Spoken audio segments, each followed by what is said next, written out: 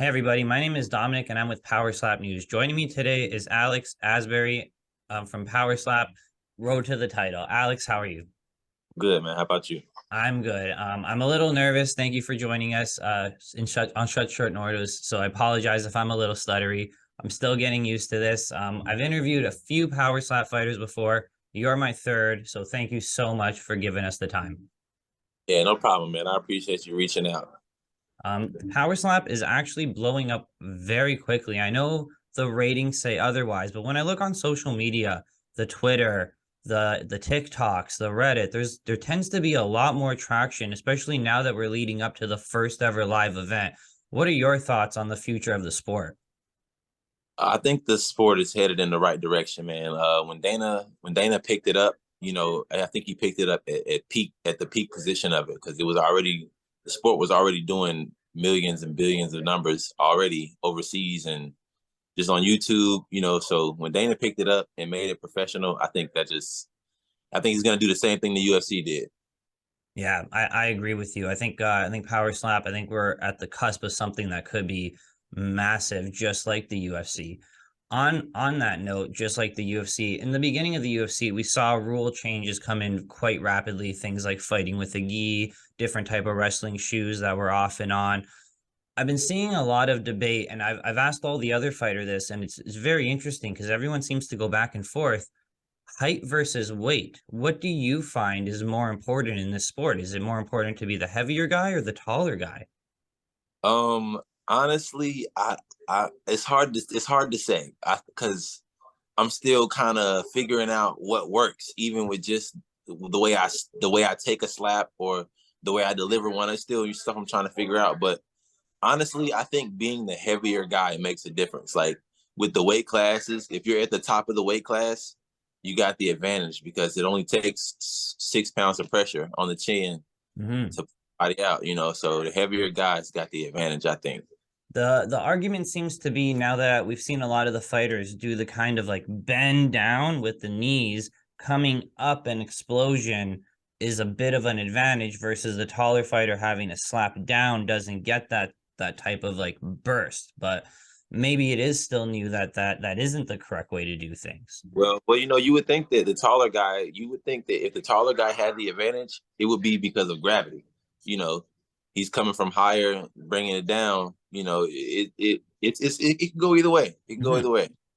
I want to get your thoughts on the coin toss because something Anthony Green pointed out to me when I interviewed him was there's a bit of an inconsistency. Some of the referees are letting the coin toss hit the ground, others are catching it and flipping it. Now, the coin toss is a huge part of the sport, right? You go first, sometimes the other fighter doesn't even get a chance to fight.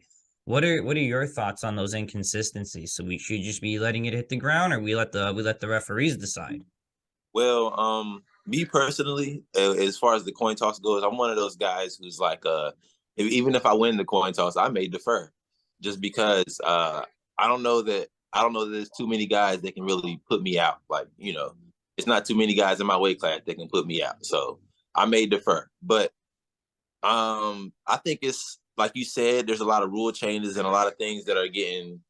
They're still figuring it out. Even from last March when we went and did the exhibition match, a lot of things have changed. The box that we have to stand in has gotten bigger.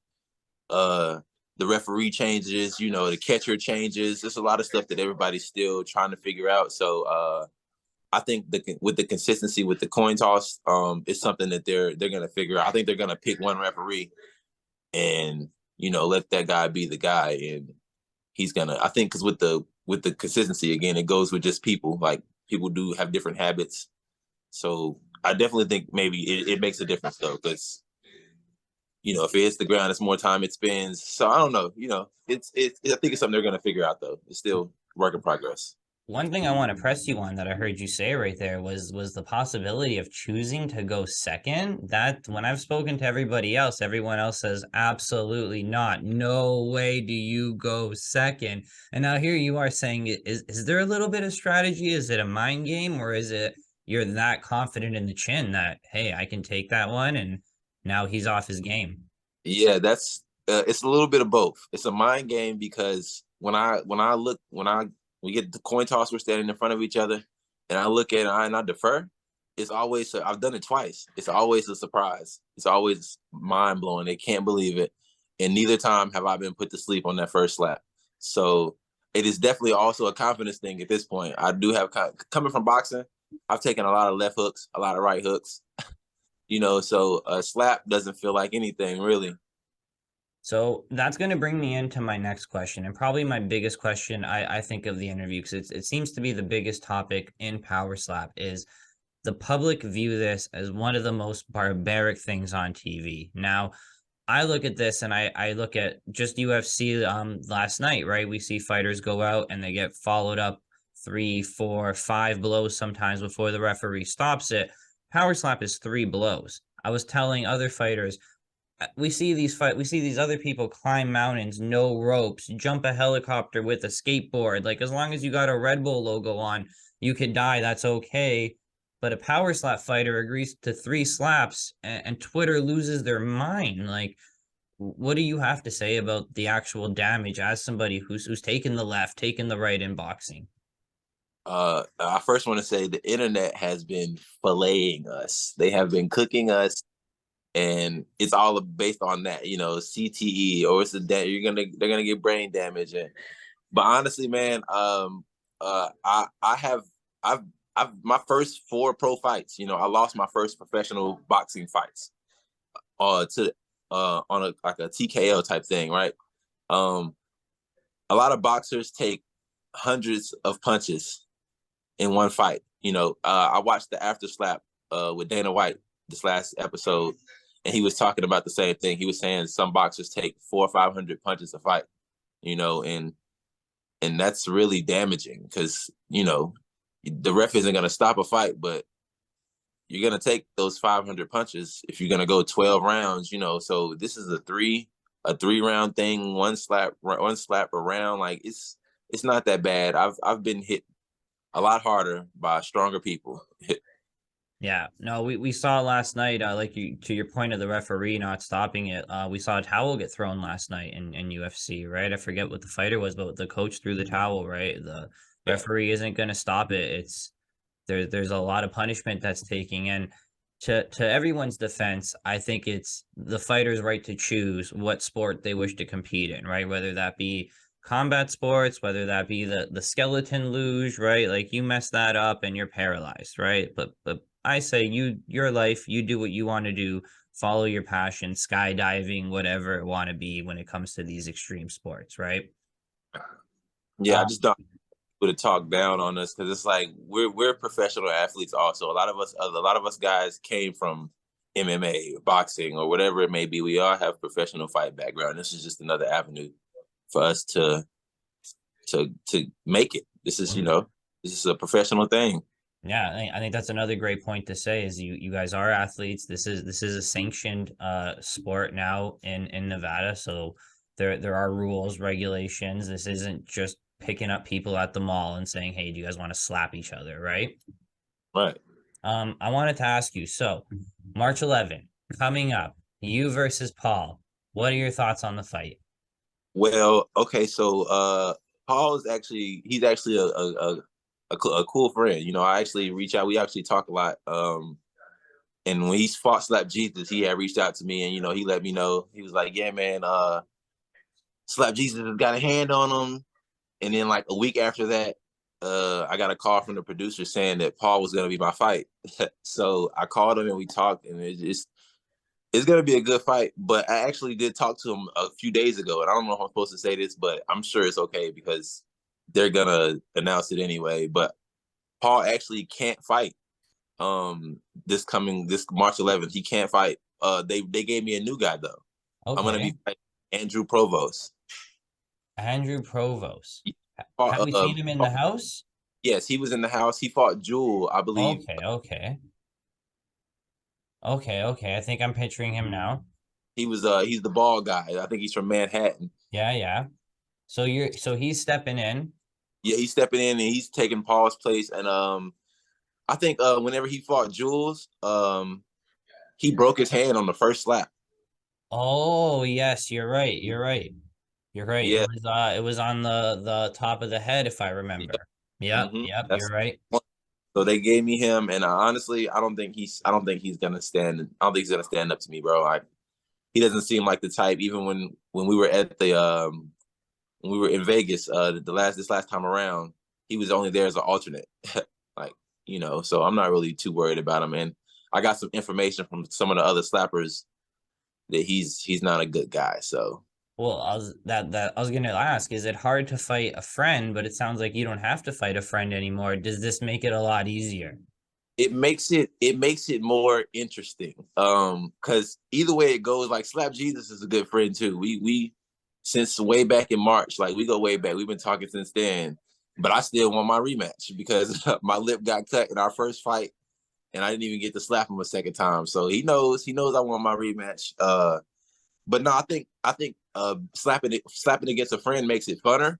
It makes it more fun. But slapping against, you know, just some random or somebody who I don't like makes it more interesting. Mm-hmm. So sounds like this is a short notice step in. Do you think that's going to give you the big upper hand here?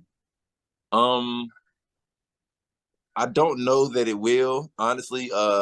It's from what I know about the guy, he's an MMA guy, and you know, he's working and training all the time. So I don't know that it'll give me the advantage, but I do think that this is a fight he can't win because I got a lot coming behind it. Like I said, the information I received from two of the slappers, they reached out to me on Instagram once they found out that Andrew was my fight, and they couldn't like wait to tell me this information. I don't want to repeat it right now, but I'll let the fans know come March 11th what happened and why There. I'm glad I got Andrew. The fighters getting you riled up there, eh? Giving you adding some fire, some fuel to the fire. I'm telling you, they definitely did that. So I think I'm more interested. That definitely makes the fight more interesting for sure. Right, Um, for the March 11 event, this is the first live event. We want this to be more elevated than what we've seen because the other so far what we've seen has been very similar to the Ultimate Fighter with more of a kind of reality show. Now we're stepping into what's lining up to eventually be a pay-per-view event.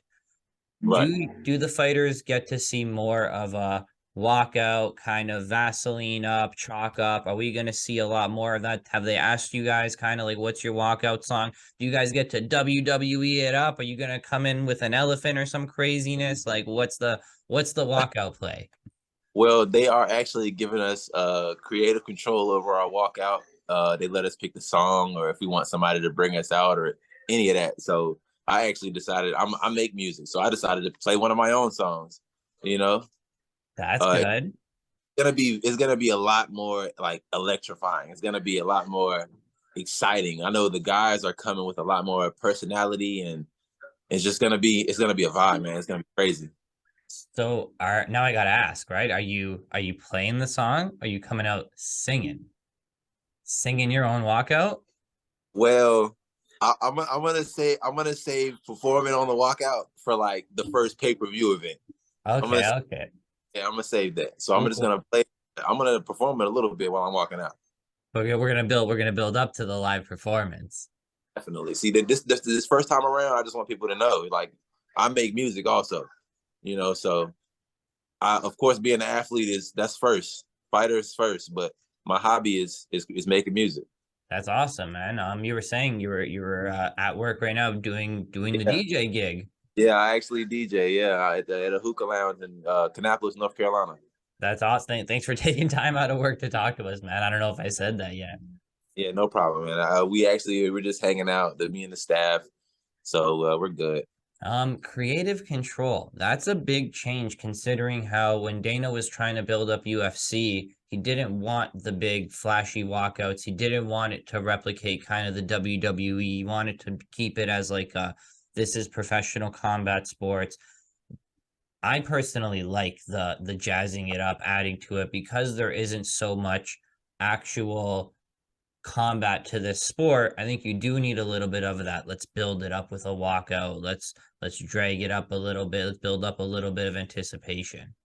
Right, and I think that's the idea behind it. I think this time around, he knows that the UFC is doing outrageous numbers, and it's at the top of the sport right now, or the top of just all combat sports right now.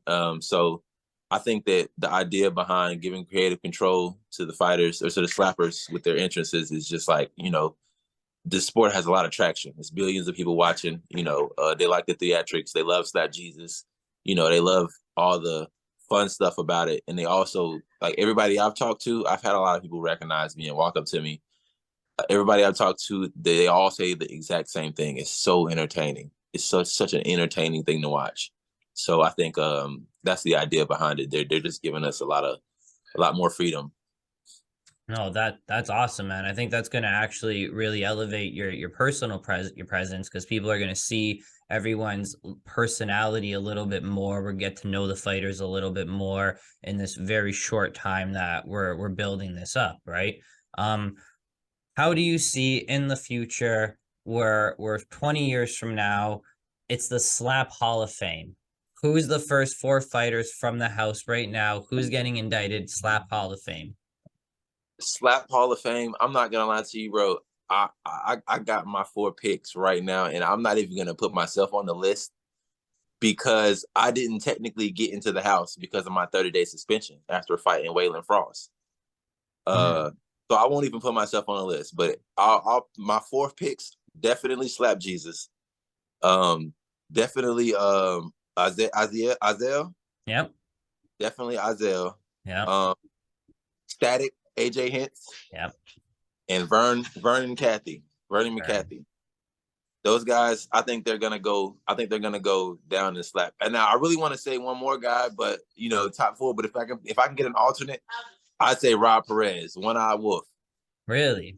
Yeah, and he didn't even make it in the house, but Rob was such an he's such an entertaining guy, and like he's unique. Everything about him. Me and Rob are real tight. I think he deserved another shot, but you know, they wouldn't clear his medical condition. So since you brought him up, I gotta ask now. The resident bad boy, Azrael. What was life like with Azrael?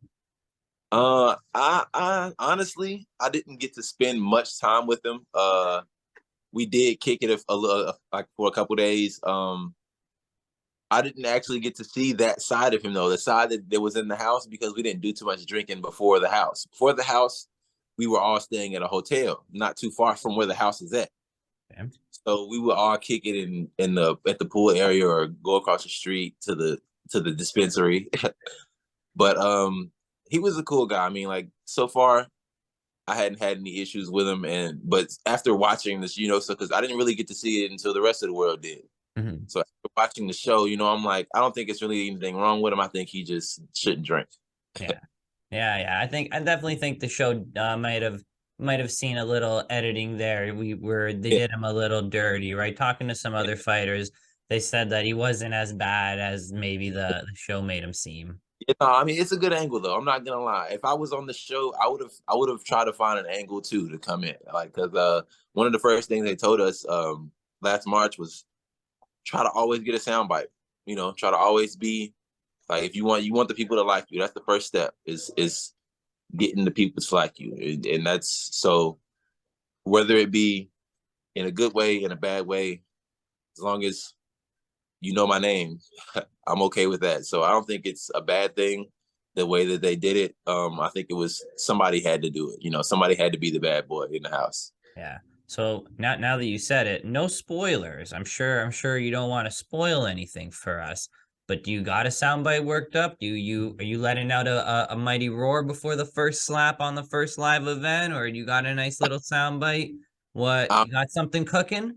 I definitely have something cooking. I can't tell you, right, because I want it to be a surprise. Me too. But I was like, just the first time around, I did my 1 for the money, 2 for the show.